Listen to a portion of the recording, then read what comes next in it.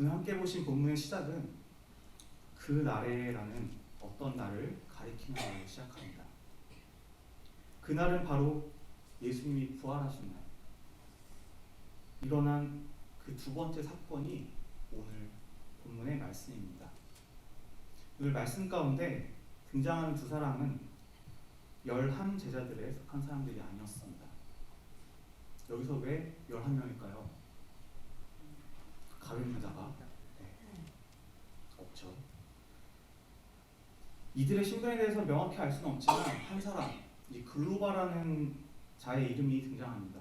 이는 요한복음 19장 25절에서 예수님이 십자가에 돌아가실 때 섰던 여인들 중에 글로바의 아내 마리아라고 등장을 하는데요.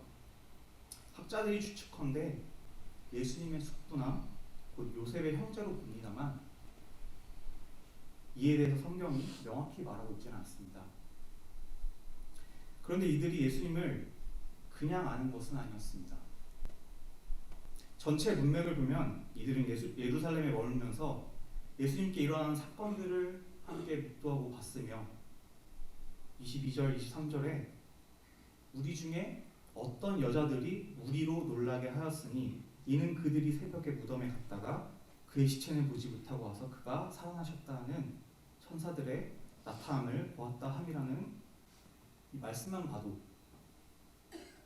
굉장히 제자들의 그 무리 가운데 친밀한 자였다는 것을 알 수 있습니다. 두 사람은 예수님에 대하여 소망을 품고 살았고 또 예수님을 말과 일에 능하신 선지자로 여겼습니다. 예수님을 자신들을 속량할 자, 자신들을 구원할 자로 여겼으며 또한 예수님의 시체가 없어진 사건도 그냥 바라보지는 않았습니다. 이러한 이야기들을 엠마오로 가는 길에 매우 진지하게 이야기하고 있었습니다.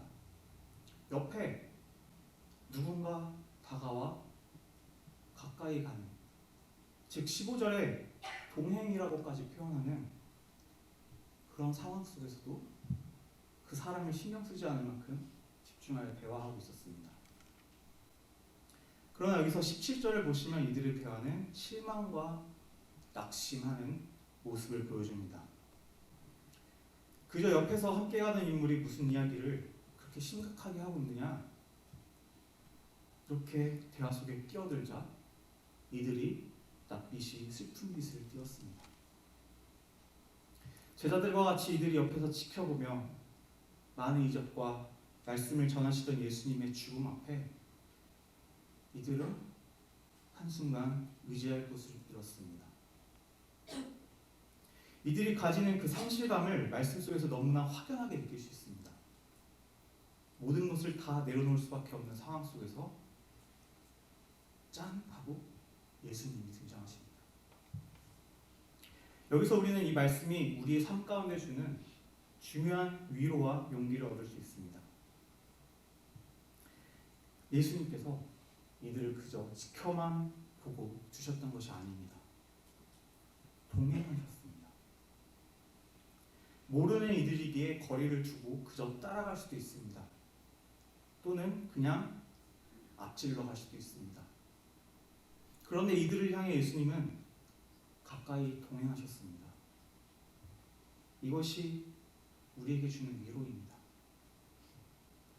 이스라엘 백성들 앞에 앞장서서 인도했던 불기둥, 구름기둥, 그리고 하나님의 사자와 같이 우리에게 어느새 다가와 나에게 그늘을 만들어 주시며 불을 쬐어 주시며 내 마음을 붙잡아 주고 계십니다. 나는 혼자 있다고 생각하지만 그렇지 않습니다. 하나님은 당신의 사랑하는 자를 결코 혼자 두지 않으십니다. 요한복음 14장 18절에 등장하는 말씀입니다. 내가 너희를 고아와 같이 버려두지 아니하고 너희에게로 오리라, 이렇게 말씀하십니다. 고아가 어떤 존재입니까? 그 누구 하나 힘이 되어줄 자가 없습니다. 마음을 의지할 곳이 없습니다.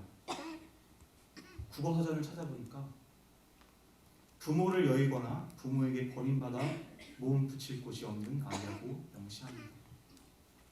그러나 우리 예수님은 나를 결코 혼자 두지 않으십니다.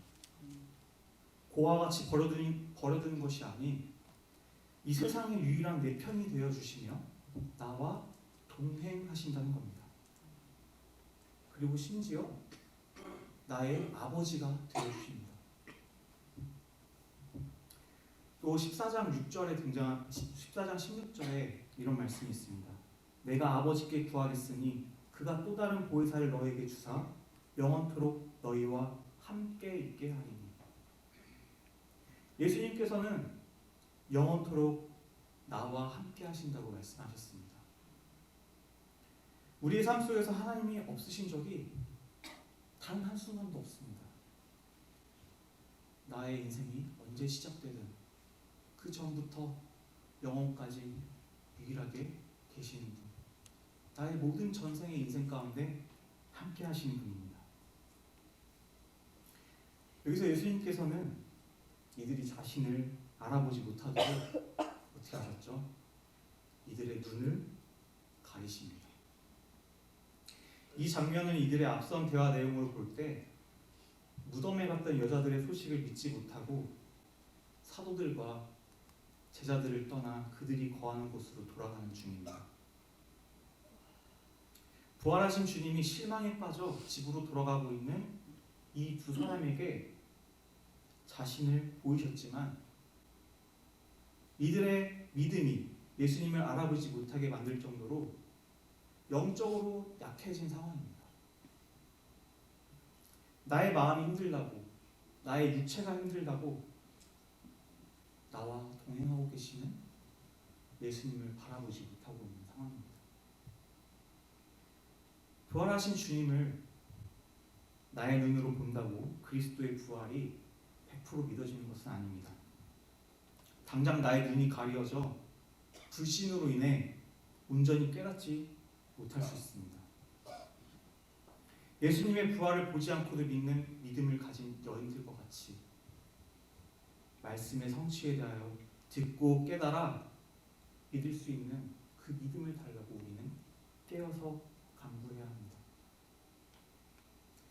내가 걸어가고 있는 이 길이 혼자 가고 있는 길이라고 여길 수 있습니다.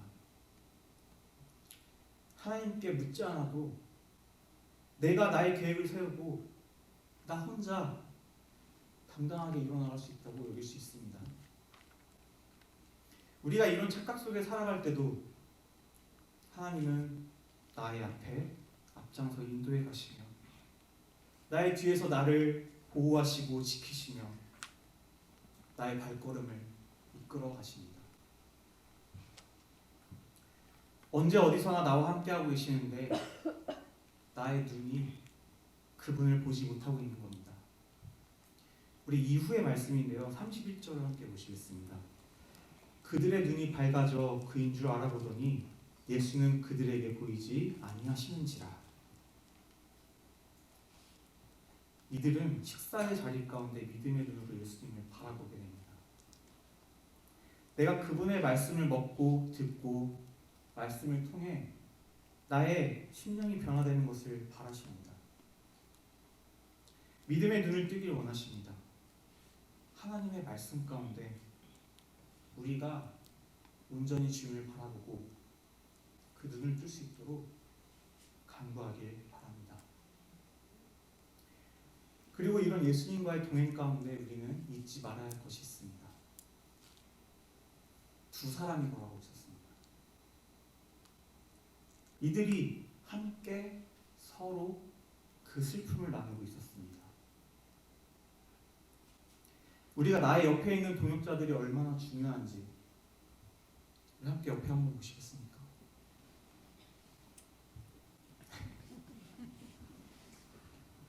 나의 옆에 있는 동역자들이 얼마나 중요한지를 우리는 잊고 삽니다. 하나님의 나라는 나 혼자 가는 것이 아닌 함께가 중요합니다. 물론 구원에 대한 부분은 개인적인 부분입니다. 그렇지만 예수님은 결코 너만 믿고 너 혼자 오라가 아닌 이 기쁜 소식을 전하길 명령하셨습니다. 그 기쁜 소식을 접하고 믿을 때 함께 동행할 수 있는 그 기쁨을 누릴 수 있는 동역자가 생기는 것입니다. 그런데 우리 인간이 제일 약한 부분, 바로 순종입니다. 우리는 잘 순종하지 않습니다. 백날 말해도 잘 안 듣는다고 하죠. 그래서 이스라엘은 끊임없이 죄를 짓고 하나님한테 혼나고 회개하고 살려달라고 하고, 그리고 하나님께서 다시 회복시켜 주십니다.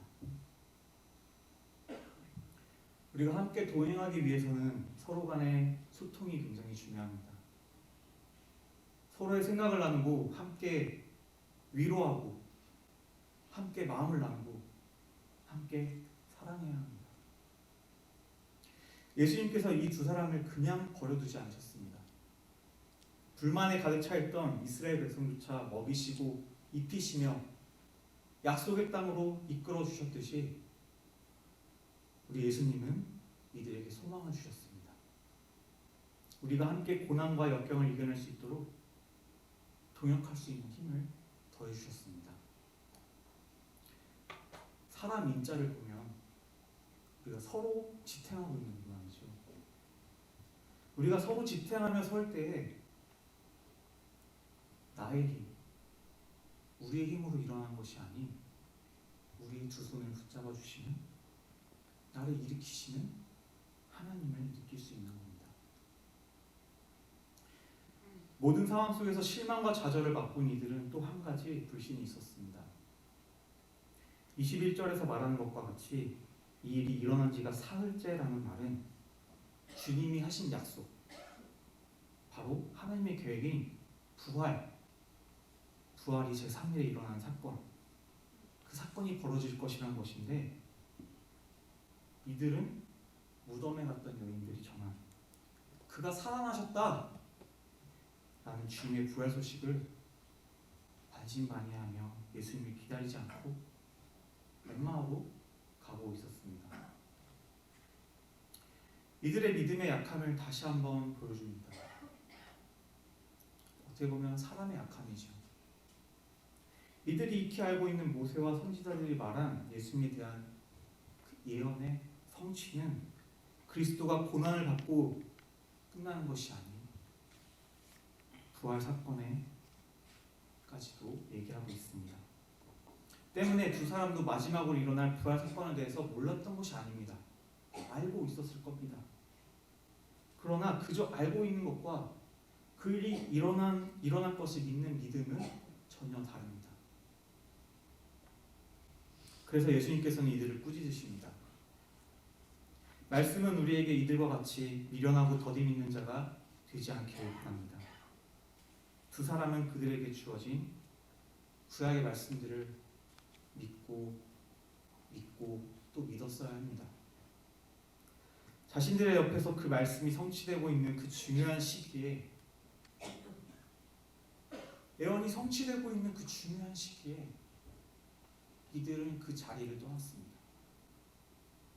이 얼마나 답답하고 안타까운 순간입니까? 이들이 자신을 말과 일에 능한 선지자로 여기는 것을 대하여서 예수님은 자신에 대한 생각을 고쳐주십니다.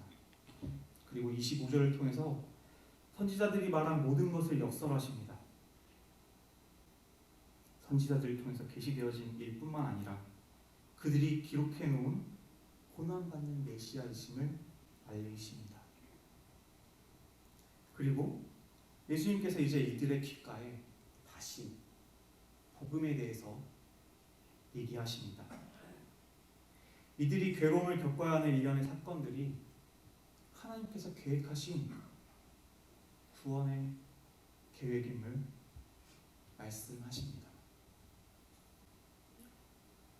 성경 말씀은 메시아가 영광에 들어가기 전 고난을 받을 것을 말하였지만, 제자들은 메시아가 죽기 전 예수님께서 다윗 왕국을 회복시키시고 그의 죽음을 통해서 새로운 다윗의 그 왕조의 계보를 이어갈 것이라고 여겼습니다. 예수님은 이들이 생각하던 바를 완전히 뒤집으신 겁니다. 그리고 친히 성경에 대하여 제자훈련을 시작하십니다. 구약에서 예수님이 오시는 모든 과정들과 그 이루실 것들에 대한 내용들, 그리고 하나님께서 이 모든 것을 위해서 이스라엘 백성들을 준비시켜온 그 단계들에 대하여 예수님에 대한 말함을 눈뜨게 하셨습니다. 이후에 말씀들은 이들이 이 말씀 공부를 갈급하여서 머물 장소까지 제안하며 이 알 수 없는 이방인을, 눈이 가려져서 누군지 모르지만 예수님에 대해서 얘기하니까 이를 초대합니다. 그리고 예수님은 함께 떡을 떼고 기도하시고 두 사람 앞에 있는 이방인이 예수님임을 깨닫게 될 때 이제 예수님은 호련히 사라지십니다. 오늘 본문 속에 등장하는 이 두 인물에 대한 믿음은 우리가 살아가는 데 있어서 나 자신과 대조시켜 볼 수 있습니다. 자신들 앞에 닥친 너무나 커다란 사건, 인생의 절망을 맛보는 상황 속에서도 하나님은 나와 함께하고 동행하고 계신다는 것을 보여줍니다. 우리 하나님은 어디에 계시는지 우리는 그 위치를 가늠할 수 없습니다. 내 곁에서 나와 함께하고 계시는 분이지만 보이지 않기 때문에 정확하게 확신이 없죠. 내가 시험당하고 어려운 일이 있을 때에도 주님은 내가 눈을 열어 주를 바라보기를 원하시며 다시 주님 앞에 엎드리기를 원하십니다. 우리에게 하나님은 이루어주시고 이루실 말씀을 선물로 주셨습니다. 우리에게 있어 아직 성취되지 않은 재림에 대한 말씀에 대해서도 우리는 그 소망을 품고 살아야 합니다. 그래서 끊임없이 하나님에 대한 말씀을 듣게 하시고 말씀을 알아가는 즐거움과 하나님을 아는 즐거움을 찾기 원하십니다. 이 두 사람이 말씀을 더 듣기 원하며 예수님을 초대하였던 것처럼 우리는 말씀을 갈급하여 계속 매달릴 수 있어야 합니다.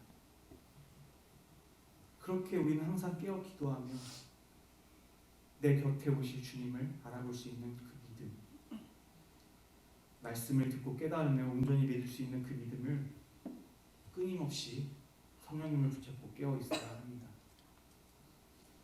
우리는 그날과 그때 알 수 없습니다. 오직 하나님 외에는 아무도 알 수 없습니다.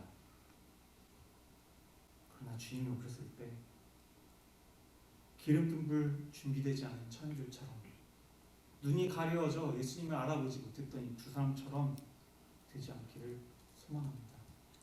우리 연희교회가 두 눈 부릅뜨고 말씀으로 무장하고 기도하며 다시 오실 예수님을 갈망하는 그 소망을 품고 살기를 소원합니다. 아멘. 기도하겠습니다.